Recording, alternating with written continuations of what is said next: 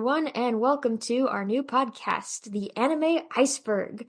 I'm one of your hosts, Megan. And I'm Meg.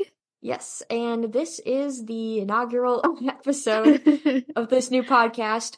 We are not new to podcasting. We have done a podcast on Full Metal Alchemist Brotherhood called Beyond the Gate. If you want to check that out, that'd be great. Just be warned, we were new to podcasting and editing and all that stuff.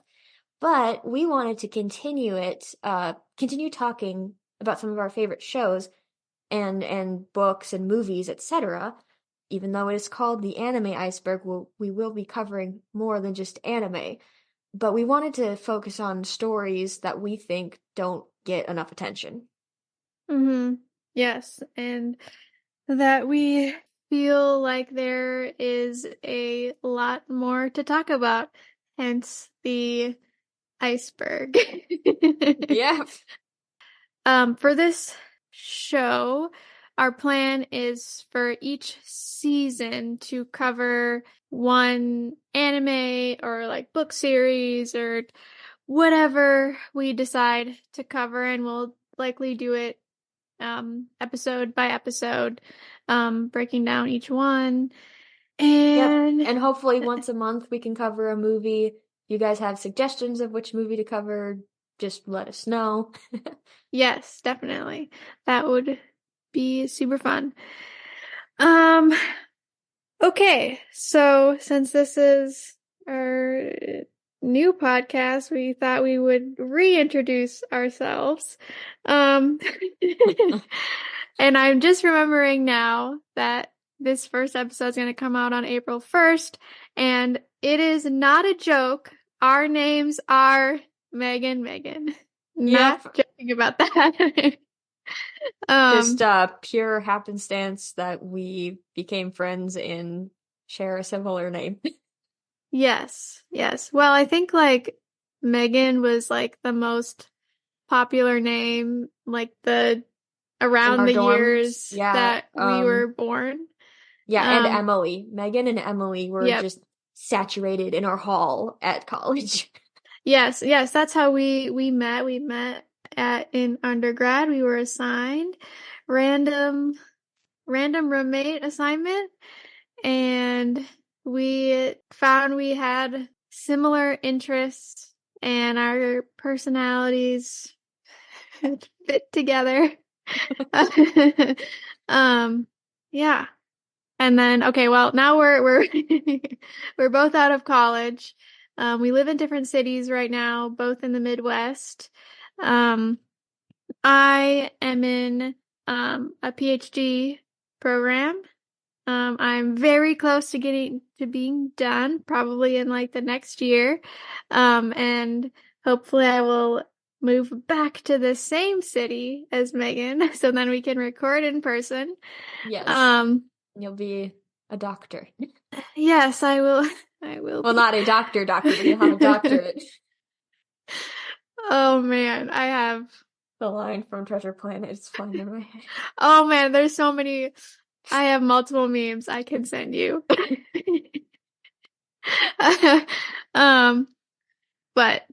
I am getting my PhD in genetics and cell biology.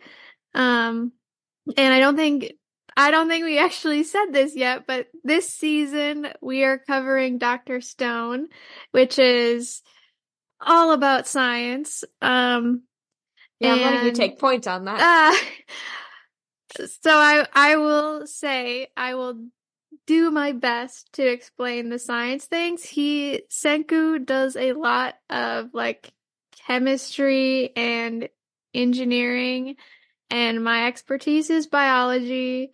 So a lot of what he talks about, I don't know anything, but I will try my best. Yeah, that's a little bit about me. Yeah, I guess I gotta introduce myself. I'm not doing anything as fancy as getting a doctorate, but I graduated with a degree in animation and illustration. And currently I'm having some trouble breaking into the industry, so in the meantime, I have a full-time job as a baker's assistant, which I guess in a weird way is sort of science-y because, like, baking is kind of like chemistry. Mm-hmm. So maybe I'll have some things to include. But I also just got a position as a freelance artist for Kingdom Comics, and I am their mangaka. So that's something new, but something fun. So Yes, yes, very I can exciting. speak, yes, I can speak to the art and animation side of things for shows we'll cover. To help get to know us a little bit better, I think it's Good kind of job. telling which stories we like. So we have some of the same preferences, but examples of shows that we're both into would be Haikyuu, Fruits Basket, Attack on Titan, obviously Full Metal Alchemist Brotherhood, Dr. Stone, duh, and Erased.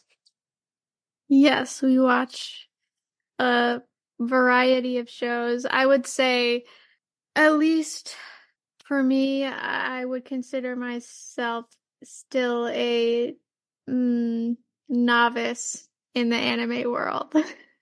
I have seen a lot of the popular ones and also some like random ones, but there's Well, so many I have not yeah, gotten to yet. I suppose I'll always be a novice because I absolutely refuse to watch One Piece You don't need to watch One Piece. or Dragon Ball Z. Nope.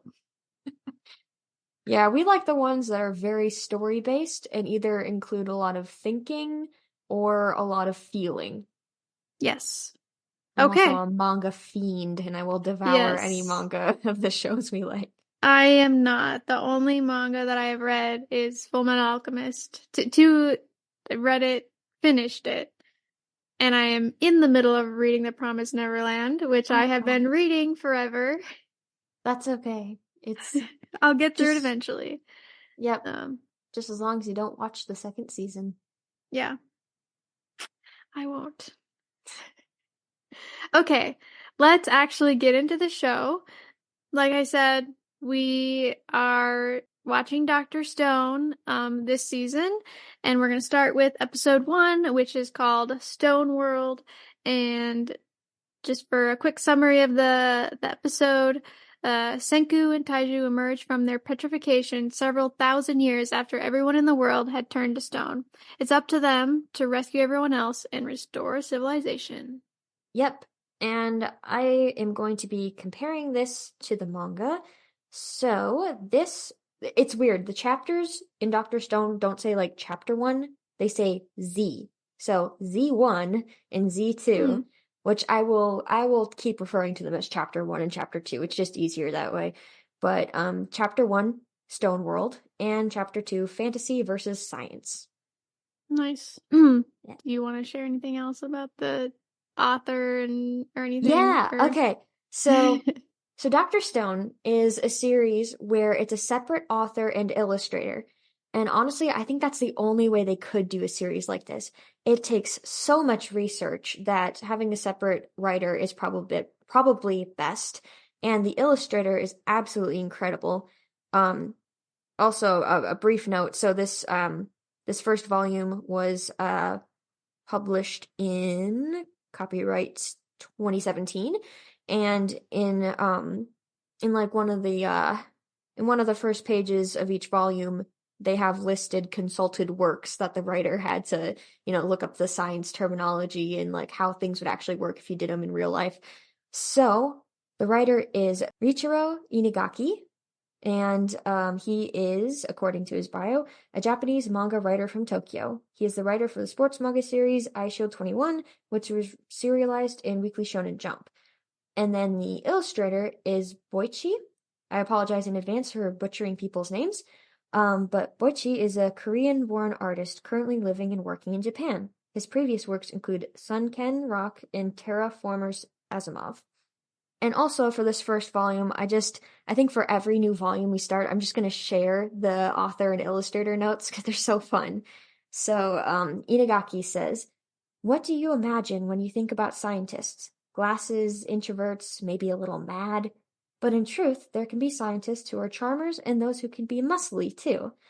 Our protagonist, Senku, is also a bit different from the scientists we're used to. He's one hot-blooded guy. Get ready to cheer for him and his friends as they face this unprecedented challenge head on. And then Boichi's notes. Ah, so happy. Ah, so very happy. This book makes me so happy.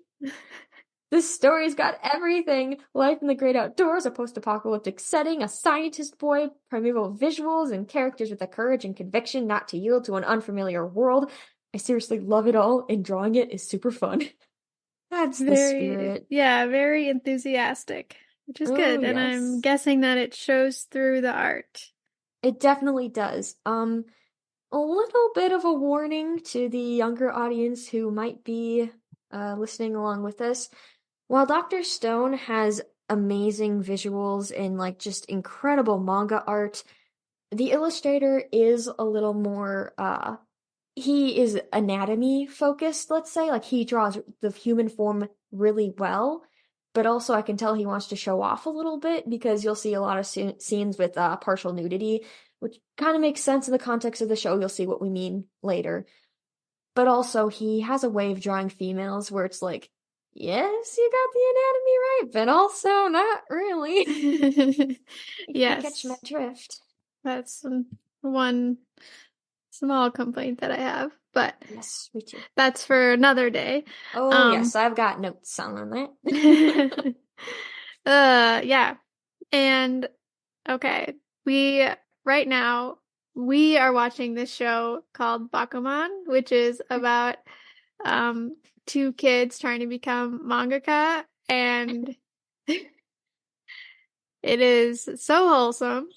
And it's if you want to learn more about like how creating manga works in Japan, I think it's a great show to check out. It is older, but so I don't know like what has changed since the show came out, but it's great. I love the characters, and it's written by the same guy who did Death Note.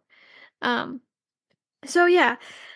Uh anyway, what I was leading up to is Dr. Stone, I think, would be categorized as a non-mainstream shonen battle manga in that it it has battles, like there's this big bad guy that they're facing off with, but the way that they like fight him and like end up beating them is not your normal like punching and swords and superpowers. Yeah. I mean, like, yeah, we're getting this terminology from Bakuman, Yeah.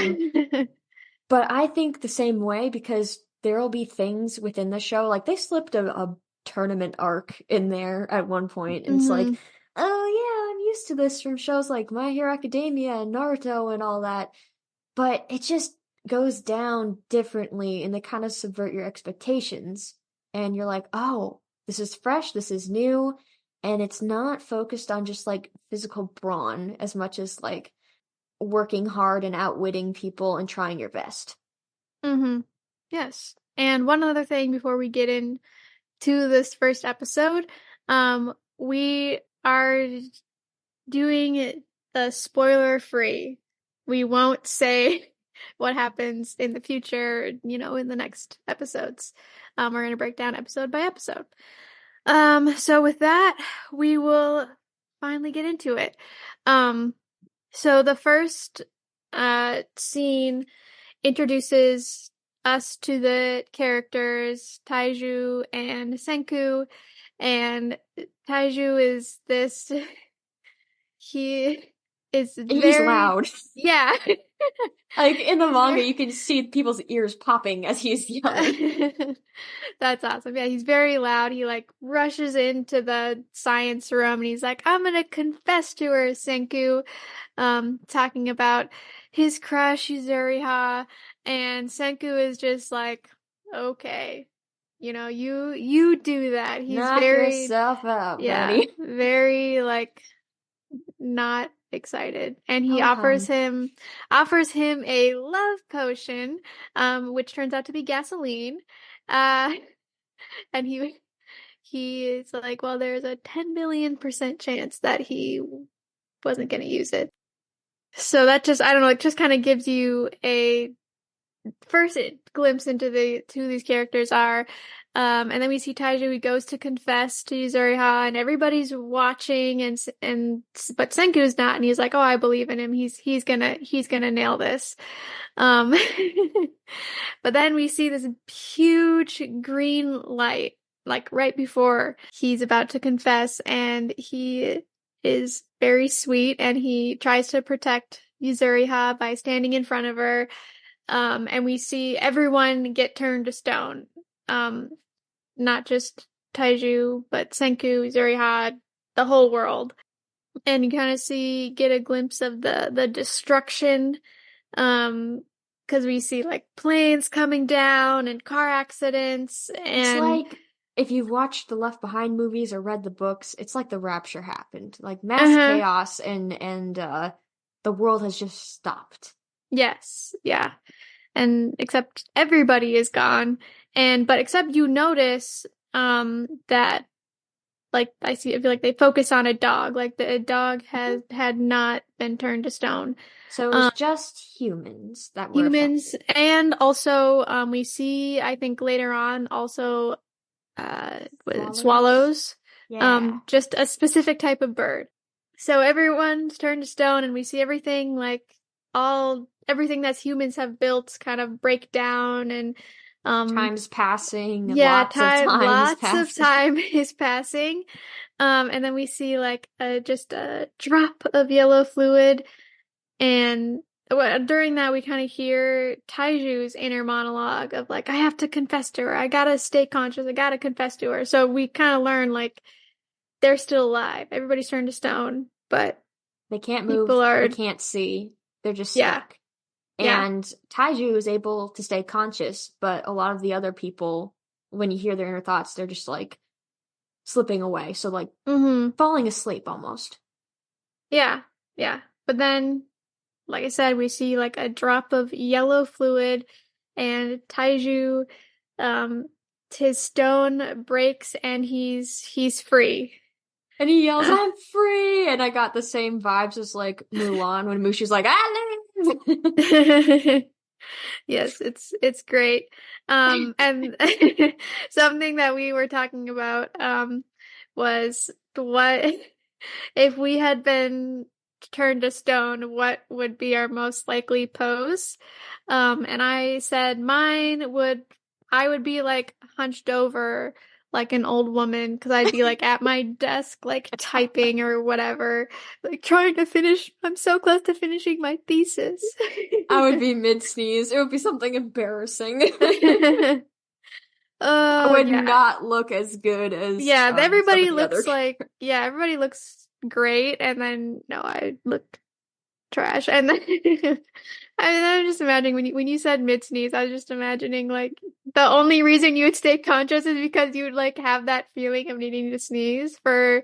That would be torture. It would be terrible. Also, I mentioned this before with you, but I can get pretty claustrophobic, so this is like my worst nightmare. Getting petrified and just being conscious for it. Yeah, I don't know. I mean, I think I would be freaking out.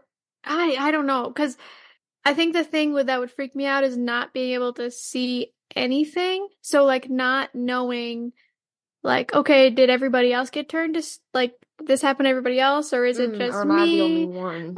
Like, yeah, I think that would freak me out. I think eventually I would just pass out and be dead. But I think I could live with my own thoughts for a while. If I wasn't freaking out, I could be fine for a little bit, but eventually I'd be like, all right, I'm done. Peace out. Yeah.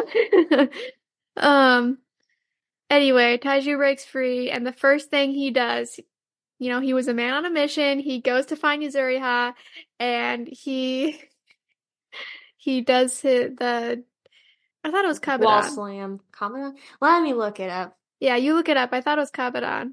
Japanese wall slam. Because they call it wall slam in Kaguya-sama. Kabadan, that's it. Yeah, you're right, Kabadan. Yeah, he kabedons her and confesses his love. And while he's doing that, he sees a message from someone that says, "Follow the river, you big oaf." And that's what he Just does. Senku's pet name for him. Yep, and we see Senku is waiting for him. And I don't know, I feel like this was like such a guy, such a guy reunion. Like Taiju's like, "Woohoo, you're here." And Senku's like, "Hi, you big oaf." And then he's like, Taiju hugs him. He's like, "Cut it out."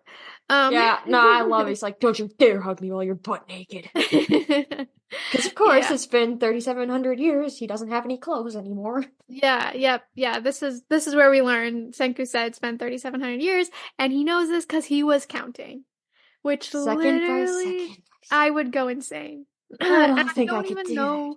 I don't even think that that would actually. I don't think it'd be possible to do that. Because Like, he was thinking and counting at the same time. because like sometimes when I like can't fall asleep at night, I count, and the highest I've ever gotten is like 500, and then my mind just wanders, and then I'm like, oh wait, now am I at 150? And I'll like start from there, and it's just like Well, it would be I way too easy to suppose mess up. it would be easy to mess up, but I suppose that was the only way Senku could stay conscious, and he was just hardcore going 1, 2, 3, like Mm-hmm. just focusing in on that. So Yeah. I do think it is possible. But It's like, okay. improbable, but it's possible. Now I need to count. Now I need to see like how many seconds is in 3,700 years. Because he I'm says it just later curious. on. He says it Yeah, I later think on. he does. But so, oh my gosh. I'll do the math. You know what? We'll wait for him to say Ha, it. I don't want to do the math right now. yeah. But Um, this is also a great scene because you see like all the things Senku has built in the time because he broke out of the stone 6 months ahead of Taiju. mhm. So he's already got like a shelter built and he knows how to collect some food, but he does admit it's been hard on his own and he needs some muscle because Senku's kind of a string bean. Um, Yeah, yeah, he's like, well, I like what he said. Yes, he's basically like only been able to do what he can to survive. Like he hasn't been able to do anything outside of that, like trying to figure out how to bring, other people back because he doesn't have time for that. Like yeah, he needed Taiju to like do the grunt work for him so he could figure out he what readily admits happened and that. like yeah. Um Yeah. I mean this moment comes a little bit later in like a different montage, but a lot of this episode was me just realizing how much I'm gonna love Senku as a main character. 'Cause when we first meet him, he can be kind of bratty, I suppose. He's got a really good heart, but he definitely doesn't like to show emotion outright. So I was like, it's gonna be one of those typical smart guy tropes. Oh, ho hum. Except, I think the moment where I'm like, no, I love this dude was when Taiju he has to shave for the first time in this world with primitive tools, and it messes up his face pretty bad. And Senku is just rolling on the ground, cackling at him. I was like, he can laugh. He's got a sense of humor. Okay, he's not going to be that stiff, mhm. smart guy. Yeah, well, So I love I him. remember like before we watched the show for the first time, I remember watching the the trailer for it, and they made him seem like so serious and boring that I was like, I don't know if I'm gonna like this. But then after the first episode, I was like, oh, he's not like that at all. No, Like he's he's actually got a great. personality. Yeah, yeah, exactly. So we see like a montage of them just living life and trying to like build up their resources, and they go back to the cave that Taiju was originally in, and we see that Senku has been collecting the fluid because you think that it has something to do with how Taiju was revived. Because what is it? It's nitric acid? Is that what it? Yeah, so the fluid Okay. was bat Yeah. guano. Yeah. So It's like bat poop. poop. Or yeah. Or um and we see Senku trying to revive the birds, the swallows that were also that were also turned to stone, but he's unsuccessful. So then they decide to make alcohol to get Nidal? yeah, I think that's what they say. Yeah, because you combine nitric acid with alcohol and you get nitol. Help. I yeah, I don't actually remember, but that sounds close enough to being right. Um I've read the manga today, so I'm going off of memory here. yeah, okay. Um and then it's still not working, so they decide they need to distill um alcohol, yeah. Yeah, because they get the wine from grapes, and then Senku's like, "Oh, we got to keep distilling it to raise the alcohol content or Yep, something." yep, and basically, do you want me to go into distilling? Because I do actually remember how it works. Yeah, sure. Um, basically what they're like trying to do is like each component of alcohol has a different temperature at which it evaporates and like turns into like its gas form. And so by heating it up to like a specific temperature, they can like separate the components and thus make it stronger. Yes, more potent. And that when we were watching this, actually no, later on I remembered I did a lot of distilling in organic chemistry in my undergrad. And I remember one time specifically, we were like distilling, I don't even remember what it was, but it was like a really dark purple like mixture. And beginning of the class, the the professor was like, okay, every year somebody like overheats this and like causes a big spill and stains the stuff purple. We are like, okay, that's not gonna be us. Me and my lab partner were like, yeah, we're gonna be fine. Um famous last words. We were like working on our stuff and then all of a sudden like you like do the distilling in a hood and we look over and it had bubbled over and there was purple everywhere. It's like, oh, oops. Luckily it didn't get on us, but we left our mark on the organic chemistry lab because that stuff doesn't come out. Oh no.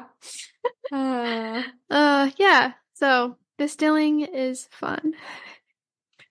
All right, and then the episode ends with success. Senku had poured their newly made mixture onto a feather, and we see that the feather has come out of the stone, and so he gets out like a full bird, and he pours the stuff on it, and the bird is free, and it flies away. Get my gun. Sorry. No, I thought you were. Wait, did I write this? Huh? I did write this. This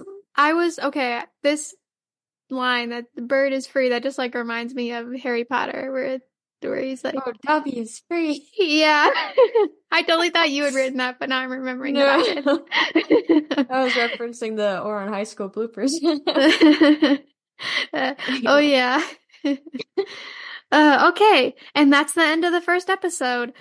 We have some extra stuff that we want to talk about. So Megan, take it away. Stage mic drop. Okay, so the first thing I want to do is compare the manga with the show, which honestly, in my experience, I have read up to where we currently are before, and it's pretty one for one. Maybe a couple minor changes here and there in like what the characters say and such, but nothing too earth-shattering.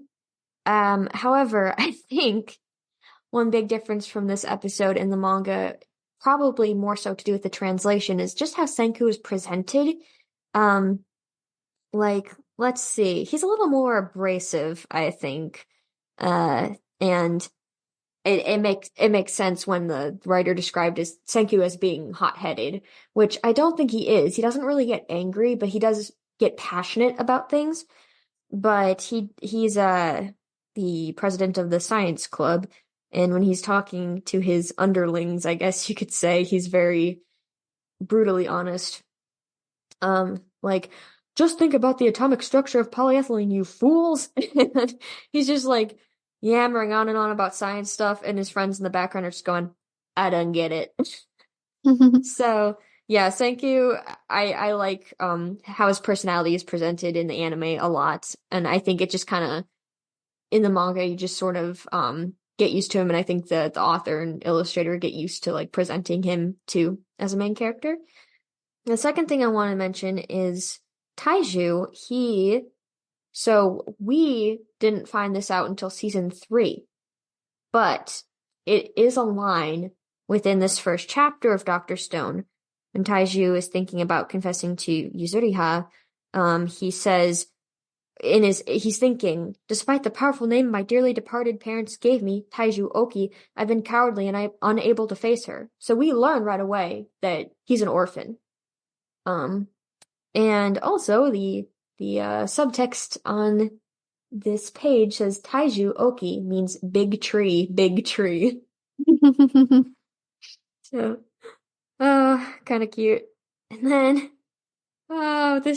this killed me, but today I found, I forgot this was in there, but in the scenes, where they're just showing like different people getting turned into stone and what happens to them and like all the chaos ensuing, they do cut to America for a second, and you see this guy sitting behind a big desk next to like an American flag, and he says, "Terrorists? No, I can't die yet. There's still so much to, oh no, consciousness slipping away." And I was like, okay, well, that's definitely supposed to be the White House. It's like, but surely he wouldn't reference our president.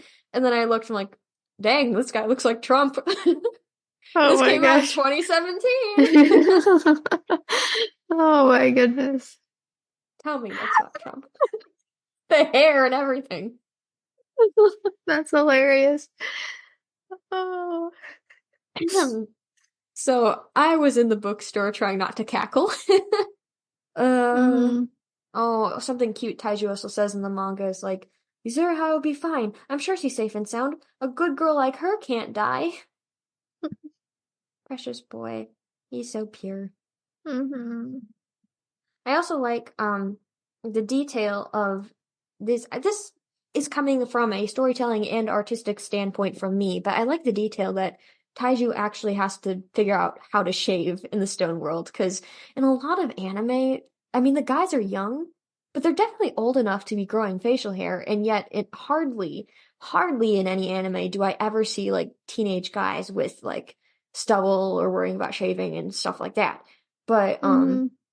in the manga, Taiju's like, Yuzuriha's gonna hate this. What do I do? And Senku's like, from a logical standpoint, we should probably figure out some way to shave because like germs and everything. It's just hygienic.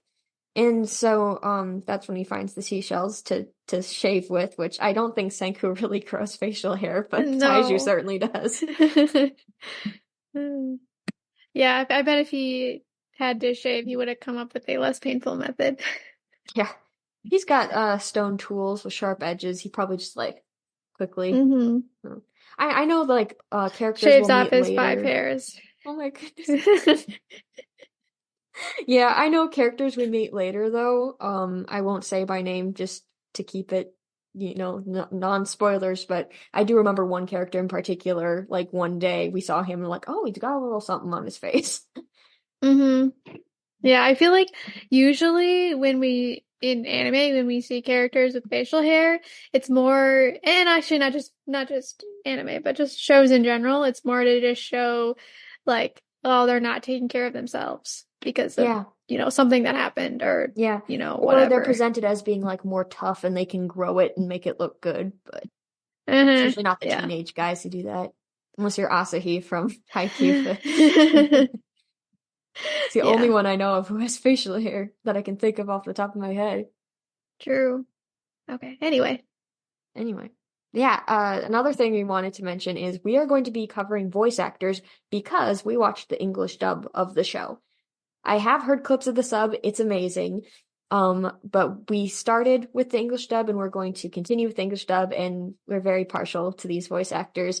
So the first one we'll be covering today would be Taiju, and he is played by Rico Fajardo, and you might know him as Mirio Togeda in My Hero Academia, Nozel Silva in Black Clover, and Yoichi Isaga from Blue Lock. And then of course we already covered what Taiju's name means, but when I Googled it, it not only means like big tree, but it can refer to earth and establishing things too. Yeah. And so like in our last podcast, we are gonna track some things. Not one one thing apiece. one thing each. Last time in our last podcast, we each tried to track multiple things, and it was terrible. Because it was bad. I would forget. Anyway, yeah, you'd like write it down in like our episode notes, but then like forget to record it in our Excel sheets. Then you had to like when we wanted to tally it up, you had to like go back to each individual document. It was such a pain. Yeah, it was bad. So anyway, this time I'm going to track whenever Senku says "get excited" because he says it a lot. He has multiple catchphrases, and it might be different. What he says might be different in the sub, but in the dub he says "get excited." Yeah. So in this episode he said it twice. Yep. And I will save what my tracking is for when we actually meet the guy and he says the line. Yes. Yeah, and something else, in the previous podcast as well, I would cover animation expertise. And for this episode, I just kind of wanted to mention the unique style that Dr. Stone has. Like when you first see trailers for this show, you're like, wow, these characters look very unique. I really like the strong lines that are used to convey them. Their eyes are very expressive. They even draw the water line on their eyes, which is something I haven't seen shows do before. Everyone's hair is amazing and impossibly thick, by the way. But yeah, I think they do a good job of differentiating between every character. And you'll notice that the facial expressions are very pushed and emotions are expressed vividly, which can take you some time to get used to, but it's for comedic purposes, so it can be funny.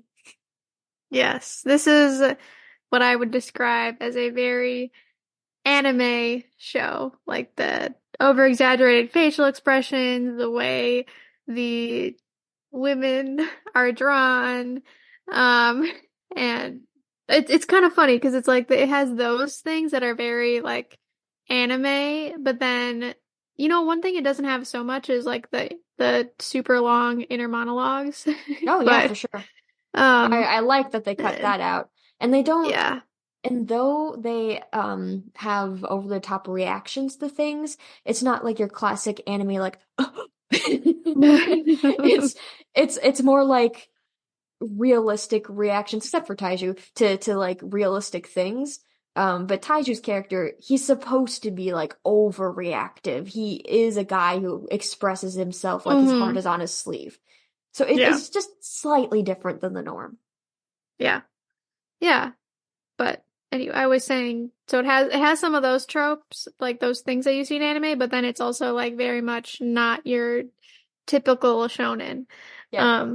All the same. You can't show it to people who have never experienced anime. No, this is not a show that you would not a first anime. Yeah. No, it's after you've been watching anime for a while. Let's start light. Let's start light with something like, I don't know. I usually like suggest Haikyuu, that one, it's like it is kind of anime too. Yeah, it is very anime, and like I wouldn't necessarily recommend it for a first one just because it's like if you are not into volleyball, like you're gonna be like, why would I watch that? Once you watch it, you're like, oh wait, this is amazing. But I usually recommend Erased, actually, is one that I recommend to people to watch first just because it's really short and it has like a good balance of like being anime but then also like not being too anime, I guess. Yeah. That one gets a little heavy at times, so I'm trying to think of a more lighthearted. Yeah, but like I don't know. I'm not suggesting anime to children, so I'm fine with it. Um, okay, try to think of a lighthearted anime that's not like over the top. Pokemon. Oh, Oh, wow. that's for children. Yeah. Not that you can watch it as an adult, but I haven't visited that show in uh, years. I don't know. Promise Neverland. No. No. I know like some people who have only watched Death Note. Like that's the only anime they've ever seen and like don't intend to watch any other anime. That one's like dark. That one's So intense. but A sign of affection. yes, but that's just like if you're I don't know, that doesn't appeal to everyone though. I know.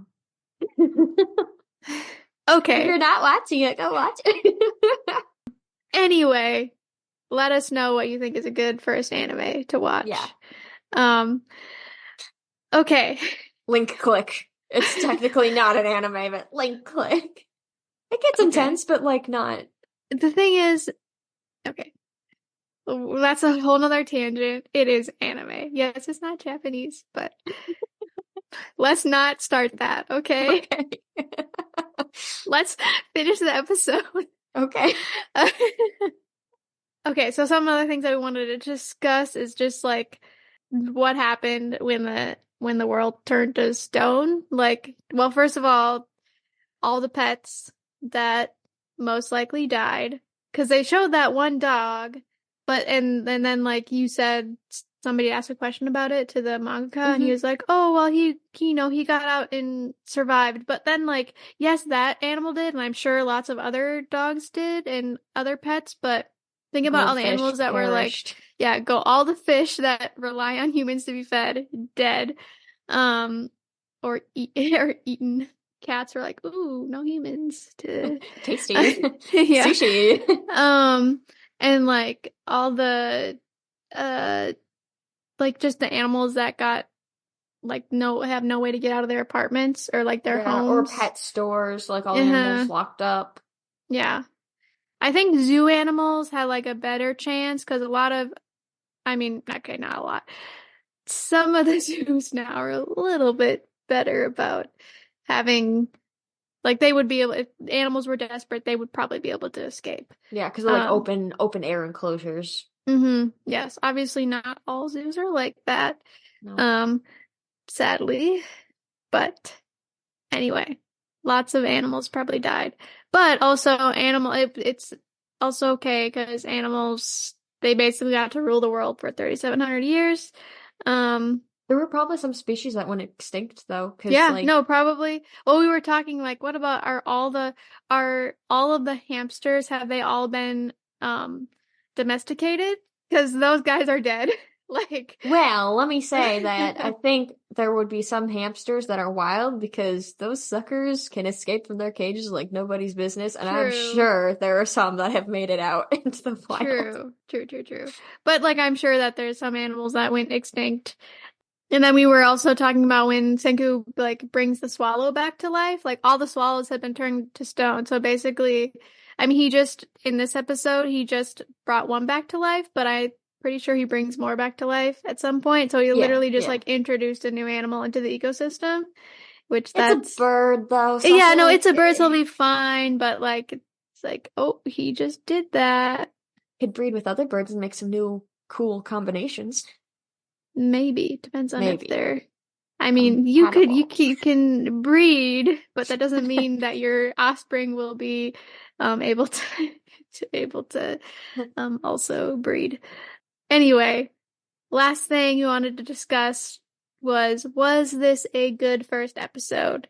Yeah, I think it was. It introduced the two of the main characters. I think it did a really good job of showing who they are as people, and they're not just they're well thought out characters.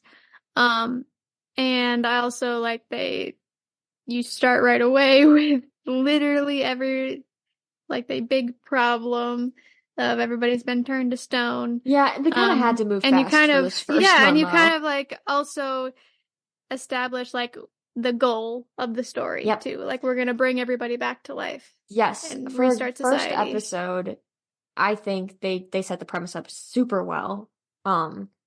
And we also, like, by the end of the first episode, we get this glimmer of hope that things can change, which makes you want to keep watching. But I think the smartest thing that the creators did with this is making it kind of from Taiju's perspective, because we Mm-hmm. know Senku is the real main character, but they had Taiju be the focus for like a good majority of this episode, so that when Senku did come back, you're like, okay, let's get to know this main character. We got to know him through the eyes of this other character, so now let's get acquainted with him ourselves. Yeah, I think it's a great first episode in my books. I think it's one of the better first episodes Yeah, of a show that it I've really got seen. me engaged. I think Mm-hmm. when we were watching this show, sometimes it takes me to the third, fourth, or fifth episode to get into a show. But with this Mm-hmm. one, by episode 2, I was like, no, I am in. I am all in. Yeah. All right. So for our last podcast, we did an outro where we each shared our favorite line of the episode. What did we learn in the episode? And then also, who pushed the story forward. And so we're gonna do that again. I think we both enjoyed Oh, doing that was that. like my favorite part of each episode. All right. So, Megan, what was your favorite line of the episode? Yeah, well, I think both of ours came from Senku, obviously, but Uh-huh. oh, he makes me laugh. His line when he was talking to Taiju in the cave, I mean, the two of us alone, just a couple of dudes, can't restart humanity if you catch my drift. Yes. I love Oh, that line. Um, Senku. yeah. Mine is a little bit more serious, but it also came from Senku when he brought the bird out of the stone. He said, "It's not that there are things science can't explain, not in the least. There are rules behind everything that happens. Science is just the name for the steady, pain in the butt effort that goes into finding out what they are." Character after your own heart. Yes. And then what did we learn in this episode? We learned that science is a slow process. Took I them don't like a need to year to do the. I don't need to learn that lesson. I already Yeah. know, but yes, very slow process. Yeah, because we see like we hear that he came out of the stone in the springtime, and then it's been 6 months before Taiju gets out, and then we see them go through winter, and then spring comes around again. So I think it's Yep. been a full year. Yeah, and I think I don't know if they ever share this, but they're both 15 at this Yes. starting point. So by the time like the spring comes around, they're probably 16, and Yeah. they're Yeah. 15. They were freshmen when everything happened, which Yeah. Senku was president of the science club as a freshman. That speaks a lot to him. Yeah. Yeah. All right. And then who pushed the story forward in this episode? Senku and Taiju for being the first humans revived from the stone. Yes. Awesome. All right. And that is our first episode and the first Woo! episode of Dr. Stone. Thanks for listening. We hope you'll join us again, and we love to hear your guys' thoughts on the show, and then also just like any questions we ask throughout the episode if you want to share. We will share our listeners' comments and whatnot on, whatever on our episodes. And you can follow us. You can email us any questions or comments at the animeiceberg@gmail.com, and then also follow us at the Anime Iceberg on Instagram, and we will also have a YouTube channel that's also called the Anime Iceberg. I hope. I guess we haven't created everything yet, so hopefully nobody is. Yeah, We know there's no podcast named this, and we got our I'm email. on point for the but- YouTube channel, so Oh, yeah. I'll make sure I it should gets probably done. make the Instagram. Okay. We will be back next week. This episode came out on Monday, but we will in the future be releasing weekly episodes on Tuesdays. Yep. All right. Thanks again for listening, and we are so excited to cover this show. Yes. All right. Bye. Bye.